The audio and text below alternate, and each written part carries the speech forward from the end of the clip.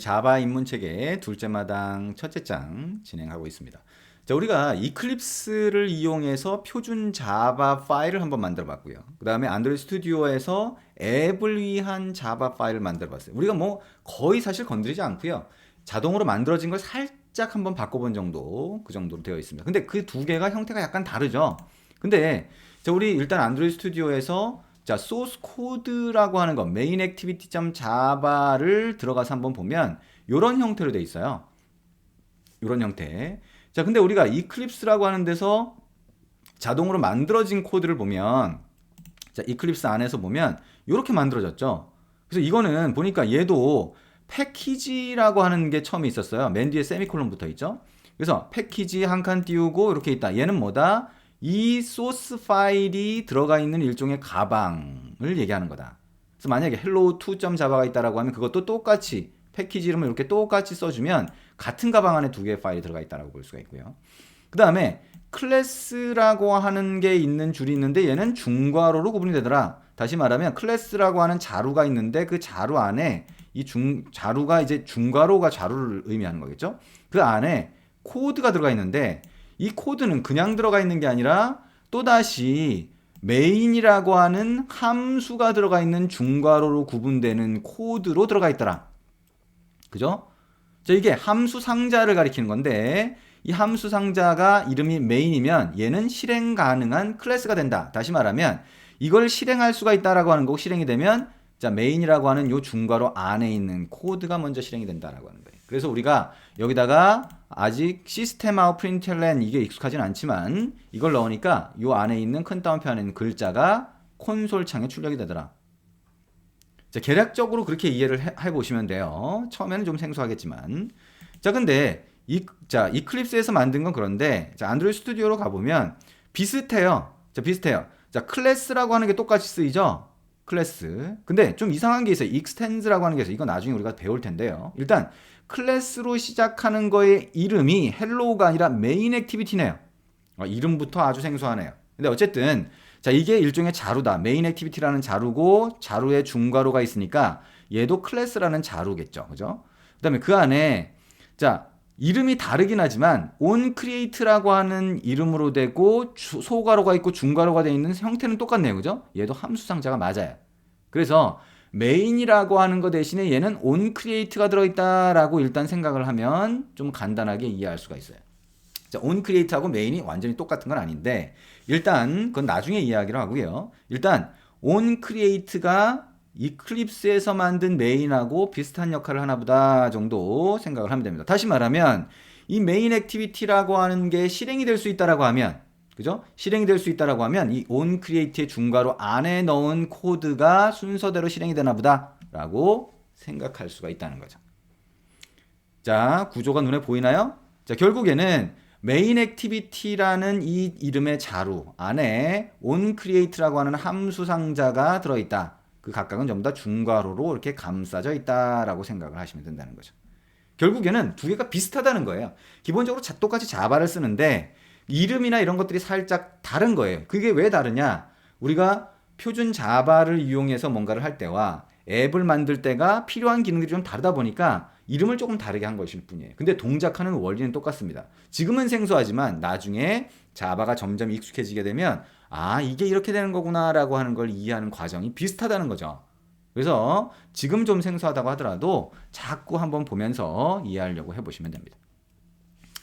자, 그러면 우리 클래스라고 하는 자루가 있고 그 안에 메서드라고 하는 또는 함수라고 부르는 애가 있는데 자, 이 함수라고 부르는 애는 여러분이 그거를 코드로 입력할 때 두 가지가 있어요. 뭐냐면 함수 상자라고 했잖아요. 우리가 나중에 더 배우겠지만 함수 상자, 더하기라고 하면 함수 상자를 만드는 코드가 있고 이 함수 상자를 실행하는 코드가 있어요. 실행하는 거를 우리가 함수를 사용한다, 함수를 실행한다, 함수를 호출한다 다 똑같은 말이에요. 그리고 함수를 만드는 거는 함수를 만든다, 함수를 정의한다, 함수를 예를 들면 뭐 선언한다라고 할 수도 있고 결국에는 함수를 만들겠다는 거예요. 다 똑같은 말이죠. 결국에는 함수를 만드는 코드가 있고 함수를 실행하는 코드가 있는데 자, 함수를 만들 때는 함수의 이름 다음에 소괄호가 나오고 중괄호가 나오고 중괄호 안에 그 함수 상자의 기능을 코드로 넣게 돼 있어요. 그리고 함수를 실행할 때는 함수의 이름 뒤에 소괄호만 붙여요. 여기 소괄호 여기도 있는데 뒤에 중괄호가 더 오는 게 아니라 그냥 소괄호만 붙이면 어떻게 돼요? 함수를 실행하는 거다. 어떤 함수? 앞에서 만든 함수를 실행하는 거라는 거죠. 자, 이거는 지금부터도 좀 이해할 필요가 있고요. 앞으로 이런 코드 구조가 계속 나와요.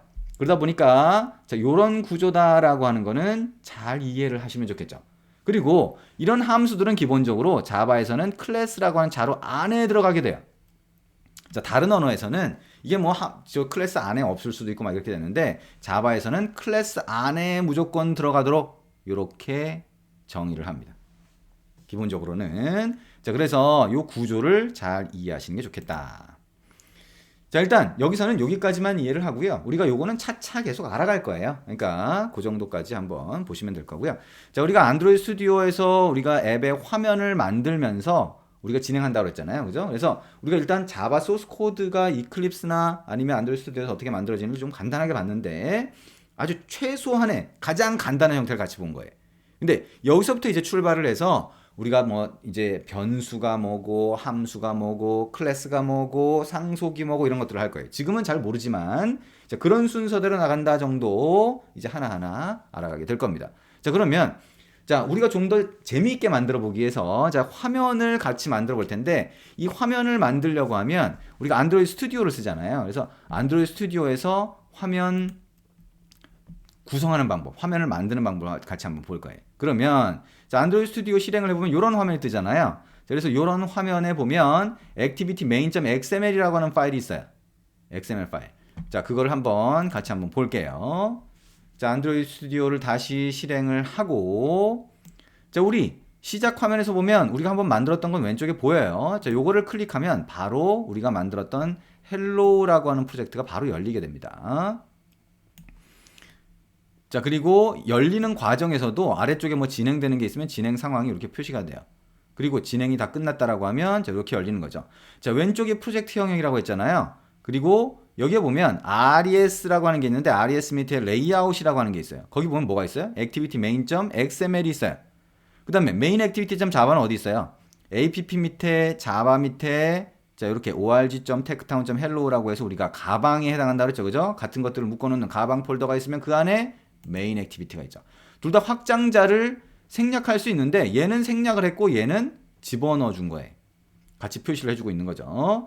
그래서 메인 액티비티 좀 자바로 가면 소스 코드가 되는 거고 액티비티 main.xml로 가면 화면 구성이 된다. 자, 왼쪽이 너무 영역을 많이 차지한다 그러면 여기 가운데 줄을 딱 눌러주면 왼쪽에 가서 붙어요. 마찬가지로. 다시 이걸 누르면 다시 보이게 되겠죠. 자, 액티비티 main.xml을 보면 요게 화면이 보이는 모양이에요. 그래서 요거를 이렇게 확대해서 볼 수가 있고요.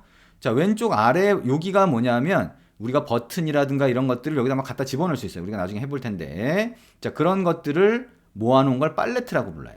여기 버튼도 있고 글자를 표시하는 텍스트 뷰라고 하는 것도 있고요. 자, 어쨌든 그렇게 있고 컴포넌트 트리라고 하는 거는 요 안에 추가된 것들을 일목요연하게 트리 형태로 보여주는 걸 얘기하는 거예요. 알기 쉽게.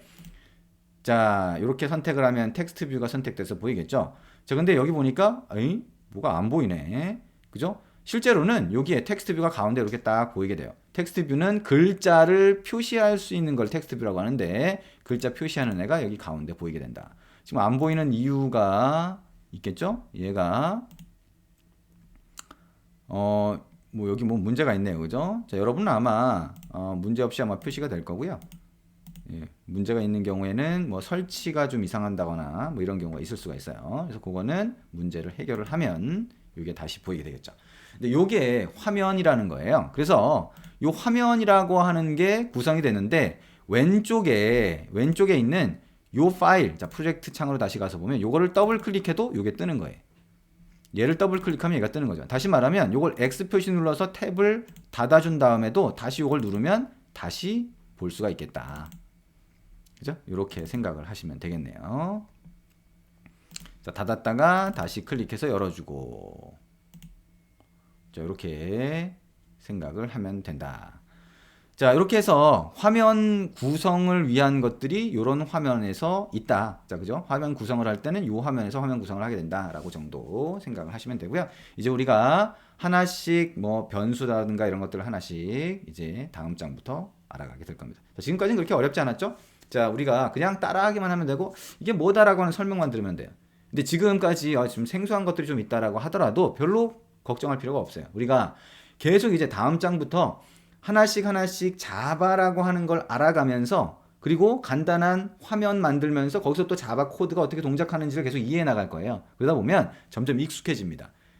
그게 중요한, 그 과정에서 중요한 게 뭐라 그랬죠? 익숙해지는 거는 반복을 해야 된다. 여러분이 이제 코드를 입력하기 시작하면 코드 입력하고 다시 또 입력하고 다시 입력하고 이 과정을 계속 반복해 주셔야 됩니다. 화면 만드는 것도 마찬가지예요. 화면 만드는 거 이렇게 어렵지 않습니다. 근데 이거를 한번 만들었다가 다음에 다시 만들려고 하면 익숙하지가 않아요. 여러분이 포토샵 같은 걸로 이제 그 그림 같은 거 이런 거 만들 때도 마찬가지죠. 자꾸 해봐야 돼요. 반복해서 해봐야 익숙해지고 뭐라 그랬어요? 운전할 때처럼 운전 뭐해? 내가 운전이 익숙해져야 그 다음에 자연스럽게 할 수 있는 것과 마찬가지다. 항상 그렇게 생각을 하시면 됩니다. 자, 여기까지 하고요. 우리 다음 장에서 같이 만나서 해보도록 하겠습니다. 수고하셨습니다.